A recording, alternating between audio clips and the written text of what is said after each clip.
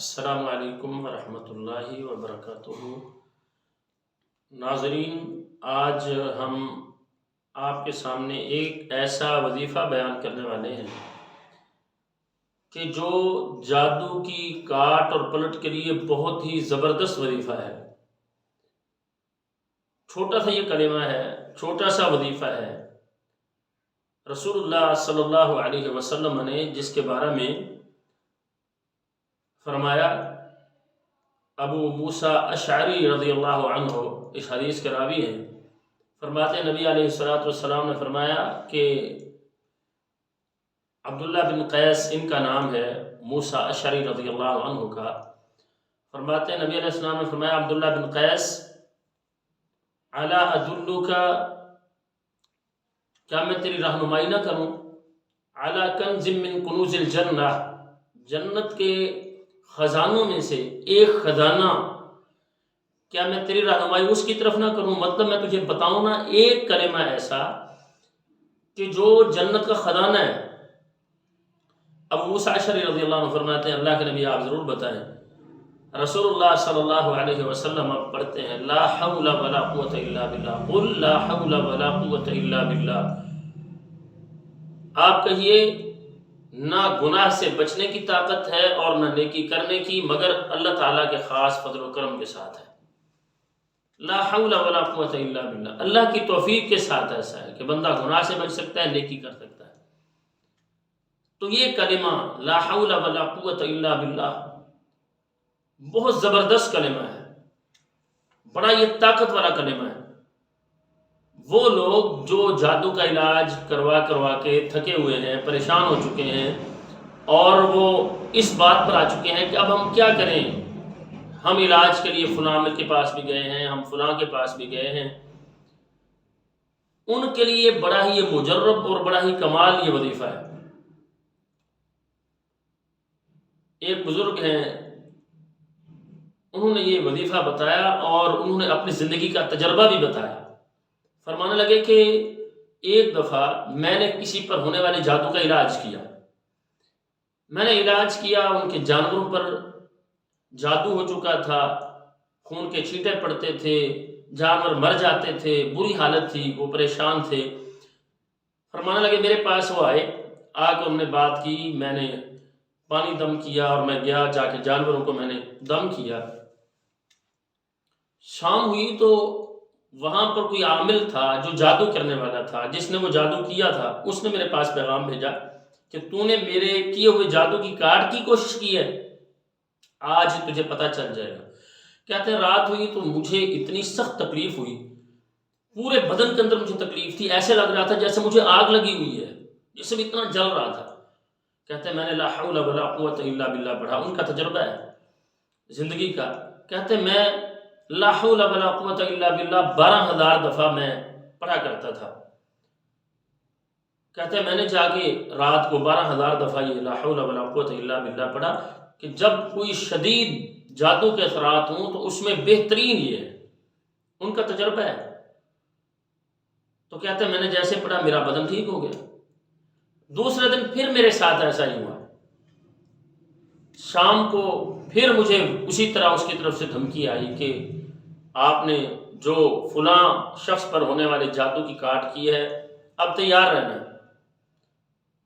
تو ایک میرے حملے سے بچ گیا، اب دوبارہ میں دیکھتا ہوں تو کیسے بچ سکتا ہے۔ کہتے ہیں دوبارہ شام ہوئی تو میرے ساتھ وہی مسئلہ ہوا، بڑی تکلیف ہو رہی تھی جسم میں پھر بیٹھا لا حول ولا قوت الا باللہ میں نے پڑھنا شروع کیا، اللہ تعالیٰ نے مجھے شفا دے دی۔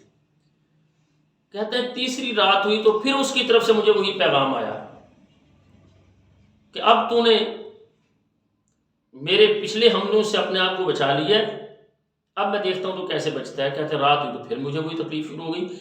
کہتے ہیں میں بیٹھ کر لا حول ولا قوت الا باللہ پڑھنے لگ گیا۔ کہتے ہیں میں یہ لا حول ولا قوت الا باللہ پڑھتا جا رہا تھا اور میں نے سوچ لیا تھا کہ اللہ تعالیٰ سے آج مدد مانگنی ہے، اور میں نے اللہ تعالیٰ کی طرف سے جو رحمت اور فضل ہے اس کو اپنی آنکھوں سے دیکھنا ہے۔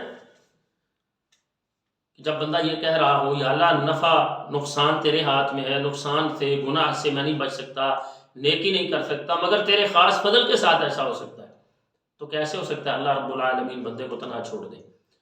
کہتے ہیں میں پڑھ رہا تھا، آدھی رات کا ٹائم تھا، ہمارے دروازے پر دستک ہوئی. تو کہتے ہیں دروازے پر دستک ہوئی اور زور زور سے وہ کوئی دروازہ کھٹکا رہا تھا، دستک دے رہا تھا. کہتے ہیں میرے والد محترم اٹھے. کہتے ہیں میرا جوانی کا واقعہ ہے. والد صاحب اٹھے، دروازے پر گئے، پوچھا کون ہو؟ کہتا ہے بابا جی دروازہ کھولیں، میری بات سن لیں. کہتے ہیں وہ کون ہے تو؟ کہتا ہے وہ اسی علاقے میں رہنے والا تھا. کہتا ہے میں فلاں ہوں، آپ دروازہ کھولیں. والد صاحب کہتے ہیں باہر نکلے، انہوں نے جا کے دروازہ کھولا، پاؤں پکڑ کے کہتا ہے اپنے بیٹے سے کہو جو بھی وہ کوئی پڑھ رہا ہے اسے بند کر دے ورنہ میں مر جاؤں گا. کہتے ہیں میرے والد محترم آئے، آ کے مجھے انہوں نے دروازے پر دستک دی. میں سویا ہوا تھا کمرے میں کمرے کے اندر بیٹھا ہوا تھا، پڑھ رہا تھا. انہوں نے آ کے دروازہ کھٹکایا. کہتے ہیں بات سنو، کیا کر رہے ہو؟ کہتے ہیں میں نے کہا ابا جی آپ جا کے آرام کریں. کہتے ہیں وہ فلاں شخص ہے دروازے پر، وہ مر رہا ہے، تو پتہ نہیں کیا پڑھ رہا ہے، اس کی بات سنو جا کے. تو کہتے ہیں والد صاحب مجھے کہنے والے تھے، مجبوراً مجھے اٹھنا پڑا. میں جب گیا تو میرے پاؤں پکڑ لیا اور ہاتھ جوڑ کے کہتا ہے بس اپنی زبان کو بند کر لو ورنہ میں نے مر جانا ہے. تو کہتے ہیں میں نے یہ تجربہ کیا اس کا، اور ان کا عمل ہے، اور یہ ہم نے دیکھا ہے اس کے اثرات کو. وہ کہتے ہیں جس پر تھوڑا اثر ہو 3000 دفعہ وہ اس کو پڑھنا شروع کر دے، اللہ رب العزت اسے جادو کے اثرات سے نکال بھی لیں گے. اور کہتے ہیں اگر لا حول ولا قوت الا باللہ اس نے 3000 دفعہ پڑھ کے دعا کی ہے کہ یا اللہ جس نے جادو کیا ہے میرے اوپر مجھے اس کے شر سے بچا لے اور اسی پر اس کا شر پلٹا دے، جو یہ دعا کر لے تو وہ جادو جس نے کیا ہے اس پر وہ جادو واپس پلٹ جائے گا. اور اگر کسی پر جادو کے اثرات ہیں، وہ علاج کروا کے تھکا ہوا ہے، تو ان کا ایک عمل ہے، تجربہ ہے. کہتے ہیں اس کو 12 راتیں یہ عمل کرنا چاہیے کہ وہ 12000 دفعہ پڑھے. دیکھیں ہم اس کے لیے بڑا کچھ کرتے ہیں، اور پھر غلط سلط بھی لوگ کلمات بتا رہے ہوتے ہیں، جادو کے کلمات ہوتے ہیں، اور غیر اللہ کے نام کے صدقے ہوتے ہیں. قبرستانوں میں جا کے یوں کریں، کب اپنا بکرا لے جائیں جا کے دریا میں پھینک دیں، اور اس طرح کے غیر شرعی کام یا ایسے الفاظ کہ جن کا شریعت سے کوئی تعلق نہیں ہوتا، شرکیہ کلمات ہم پڑھتے ہیں. اور پھر راتیں جا کے لوگ بیٹھتے ہیں، کبھی کوئی دریا میں ٹانگ رکھ کے بیٹھا ہوتا ہے، کبھی کوئی قبرستان میں جا کے بیٹھا ہوتا ہے، اور کبھی وہ ایسے عاملین کے پاس جا رہا ہوتا ہے جو قرآن و حدیث کو چھوڑ کر لوگوں کو شرک اور بدعات کی طرف اور کفر کی طرف لا رہے ہوتے ہیں.